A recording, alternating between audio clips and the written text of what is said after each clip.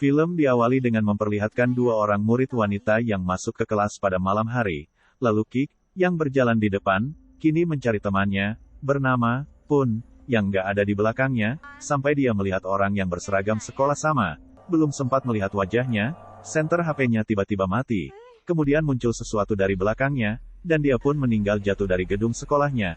2 tahun kemudian, sekumpulan siswa yang sedang latihan alat musik ini, membicarakan mengenai hantu yang ada di sekolahnya, tentang murid yang mati 2 tahun lalu, yang terjatuh tepat di depan mereka, yang dicurigai disebabkan oleh hantu itu.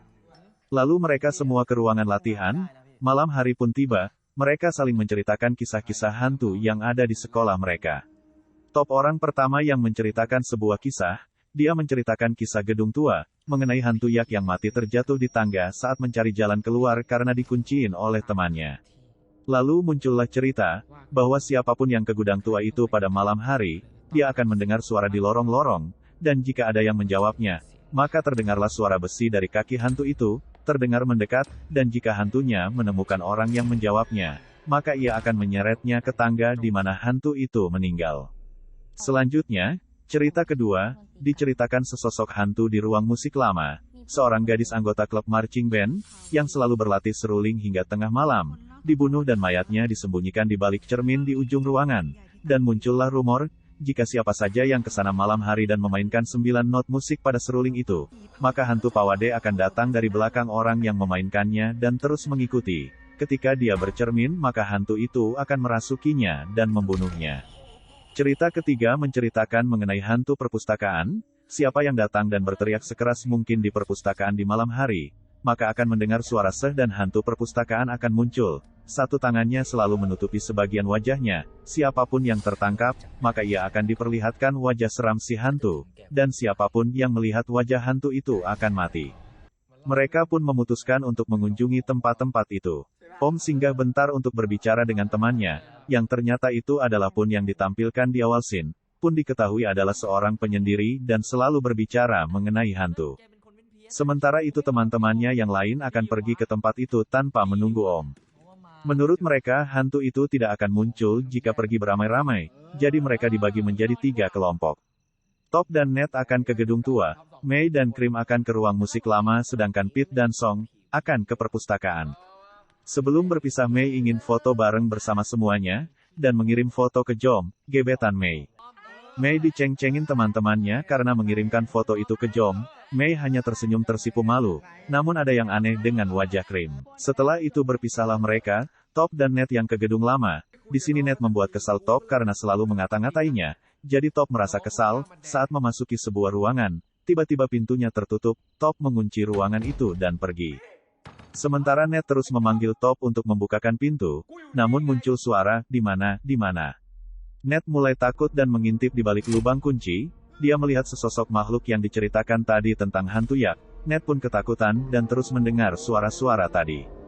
Sementara Mei dan Cream yang sudah ada di ruangan musik lama, Cream sudah membuka penutup cermin dan akan memainkan serulingnya. Mei yang melihat medsos, terlihat foto Jom gebetannya, bersama Cream. Karena cemburu, Mei langsung merebut seruling, dan dia yang memainkan seruling itu. Saat memainkan seruling, Cream merekam Mei, dan Cream tertawa karena dia tahu seruling itu adalah seruling Mei, yang ditaruh di situ. Mei marah, bukan karena ditertawakan, tetapi karena dia cemburu. Saat mereka cekcok, Cream melihat hantunya sudah muncul di cermin. Cream pun kabur meninggalkan Mei. Kemudian Pete dan Song yang ke perpustakaan, saat berbalik, mereka mulai merasakan ada sesuatu. Kemudian mereka melanjutkan menelusuri perpustakaan. Di sini Pete iseng bersembunyi dari Song, sekalian chatan dengan cewek. Karena Song sudah berteriak dan mencari Pete. Namun Pete tidak menyahut, akhirnya Song pergi. ไอ้สองมึงแกล้งกูเหรอ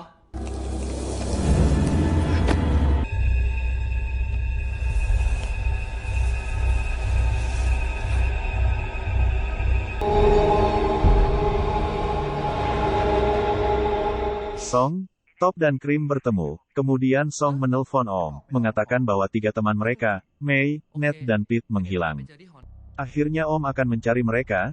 Tiba-tiba ada yang menepuk pundak Om. Ternyata itu hanyalah Pun. Om mengatakan akan mencari temannya yang hilang saat mencari hantu. Sedangkan Pun akan pulang.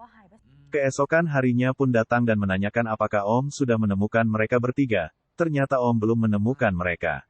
Di kelas, Song yang mencemaskan Pete akhirnya melihat Pete datang, dan menanyakan apa yang terjadi semalam. Pete menceritakan mengenai hantu perpustakaan yang dilihatnya. Namun Song menganggapnya bercanda. Top yang di kantin juga sudah menemukan Ned, dan bertanya apa yang dilihat Ned tadi malam. Ned marah dan bertanya, mengapa Top menguncinya? Top balik marah, karena selama ini, Ned selalu menjadikan Top bahan tertawaan di klub saat Top tidak ada. Sementara Mei yang di kamar mandi, masih kesal dengan Krim yang ternyata berkencan dengan gebetannya. Mei ingin menarik perhatian dengan siaran langsung, namun hantu muncul di belakangnya. Mereka bertiga, Mei, Ned dan Pete mulai dihantui. Saat ingin latihan alat musik untuk perlombaan, senior yang mengajar mereka datang, dan mulai marah-marah karena latihan belum dimulai juga, dan Mei belum datang juga. Gak lama setelah marah, Mei pun datang dengan wajah pucatnya, dan tiba-tiba lampu padam, si guru malah marah-marah, akhirnya lampunya menyala, salah satu siswa tiba-tiba teriak karena melihat bayangan Mei di cermin terlihat berbeda. Mei sudah dirasuki oleh hantu itu sejak dia datang, lampu-lampu di ruangan itu pecah, Mei mulai berteriak dan mencakar dirinya sendiri. Seniornya itu pun lari lebih dahulu tanpa memikirkan yang lain. Dasar senior tidak bertanggung jawab. Kini, Ned dan Pete juga mulai dihantui. Mereka lari dari hantu itu entah kemana. Pun menyarankan untuk pergi ke laboratorium, dan membawa semuanya ke sana. Om dan lainnya mulai mencari Ned dan Pete dan membawa mereka ke lab. Setelah itu mereka berusaha menyadarkan Mei dengan memanggilnya, dan setelah Krim bilang maaf, suara Mei tiba-tiba hilang. Mereka pun membuka pintu, Mei tidak sadarkan diri. Mereka membawa Mei masuk ke lab, dan mereka mencari cara agar menyelamatkan ketiga temannya, yang sudah mengikuti aturan hantu, dan akan melalui 3 tahap alur permainan hantu, di mana tahap pertama, mereka akan diperlihatkan wujud hantu itu, lalu kedua mereka akan diteror dan ketiga mereka akan mati. Tahap 1 dan 2 telah mereka lalui, kini sisa tahap ketiga. Jadi, mereka akan mencari tahu tentang hantu-hantu itu besok pagi. Di saat mereka istirahat, Mei meminta Om untuk memainkannya sebuah lagu. Om mendengar lagu apa yang diinginkan Mei dan mengatakan bahwa akan memainkan lagu untuknya saat lomba selesai. Om bertanya mengapa, Pun, bisa tahu tentang hantu-hantu itu. Pun, mengatakan bahwa dia membuat jurnal mengenai hantu namun sudah berhenti. Om yang ingin membacanya tidak dibiarkan oleh Pun. Namun Pun akan memperlihatkan, setelah Om menyanyikan dia lagu itu. Kemudian Om pelan-pelan ingin memegang tangan Pun, Cie, akhirnya mereka pun jadian.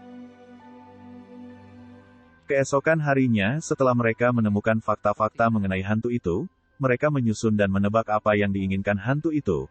Mereka akan menyelesaikannya secara bersama. Untuk hantu yang di gudang lama mereka menduga bahwa yang diinginkan Yak adalah tasnya yang terlihat dari foto-foto Yak. Dia suka memeluk tasnya, jadi Top dan Ned menuju gedung tua untuk mencari tas tersebut. Sementara untuk hantu di ruangan musik lama, Krim dan Song serta Mei akan di sana sambil mengikat Mei agar tidak menyiksa dirinya sendiri saat kesurupan. Dan untuk hantu perpustakaan, Om yang akan mengurusnya, karena Om tahu mengenai hantu perpustakaan yang nama aslinya adalah Nona Sompon, penjaga perpustakaan dahulu. Kemudian, Pun, Om, dan Pete. Mereka bertiga ke perpustakaan, baru saja sampai di depan perpustakaan, Pete sudah merasakan keberadaan hantu itu, dan hantu itu pun muncul di belakang Pete dan membuat Pete pingsan dengan mata terbuka. Om langsung masuk ke perpustakaan, sementara itu Pete yang berada dalam dunia lain, kini akan diperlihatkan wajah si hantu. Om yang sudah di dalam perpustakaan berteriak dan hampir saja wajah hantu itu diperlihatkan ke Pete dan membunuh Pete, namun karena teriakan Om tadi, hantu itu pun pergi menghampiri Om. Pete pun tersadar, namun kini Om yang dicekik hantu itu, terlihatlah masa lalu Om sewaktu kecil, yang dimarahi oleh Nona Sompon karena telah menghambur-hamburkan buku di perpus. Om yang melihat tas Nona Sompon, Om memeriksanya dan menemukan surat yang isinya mengenai penyakit yang diderita Nona Sompon. Om yang tahu Nona Sompon mengidap penyakit kanker, menyebarkan ke seluruh sekolah dan siswa-siswa pun mulai menjauhi Nona Sompon. Dan Nona Sompon pun dinyatakan meninggal karena bunuh diri. Kembali lagi ke Om yang masih dicekik, Om mulai mengakui perbuatannya dahulu karena tidak sempat meminta maaf. Karena tidak berani, hantu itu pun melepaskan tangannya, dan berubah menjadi wajah aslinya. Nona Sompon pun tersenyum dan menghilang secara perlahan. Kini kita ke gedung tua, Top dan Ned mulai mencari tas itu dan muncul hantu Yak. Mereka pun berlari mencari tempat bersembunyi. Yak menghancurkan tembok dan menemukan mereka. Top dan Ned pun berlari namun Ned tertangkap dan diseret naik ke tangga. Sementara itu Top berusaha mencari tas si hantu. Setelah beberapa lama mencari, Top pun menemukan tas itu dan langsung menyerahkannya kepada hantu itu. Hantu Yak pun melepaskan net dan hantu itu pun berubah menjadi wajahnya yang asli, sambil mengambil tasnya kemudian pergi.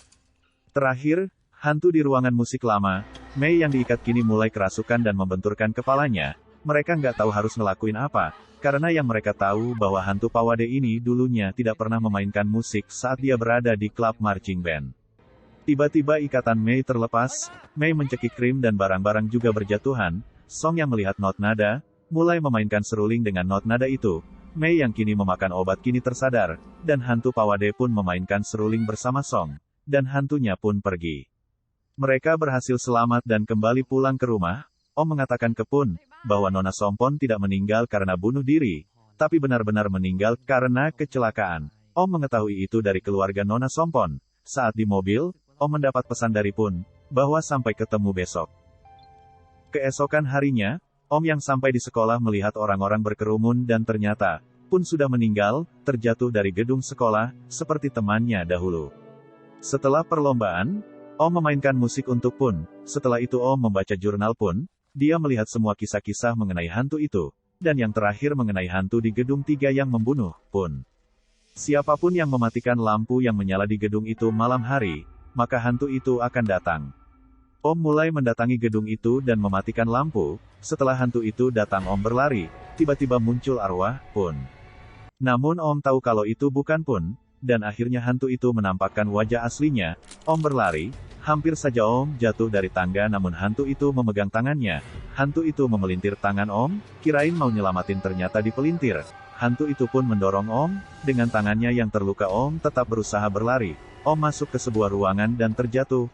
Hantu itu pun mendekat, Om mengatakan agar Pawade untuk berhenti. Ternyata hantu itu adalah Pawade juga yang ada di ruang musik lama. Kemudian datanglah semua teman-teman Om dan diceritakan kisah sebenarnya dari Pawade. Dahulu Pawade hanya menginginkan seorang teman, namun karena sulit untuk bergaul dia tidak mempunyai teman. Sampai ia masuk ke klub untuk mencari teman, seberapa keras pun dia latihan musik, tetap saja tidak ada yang ingin berteman dengannya karena suara serulingnya yang mengganggu. Mulai dari meminum obat untuk mendapat perhatian, malah diabaikan karena obat itu hanyalah vitamin.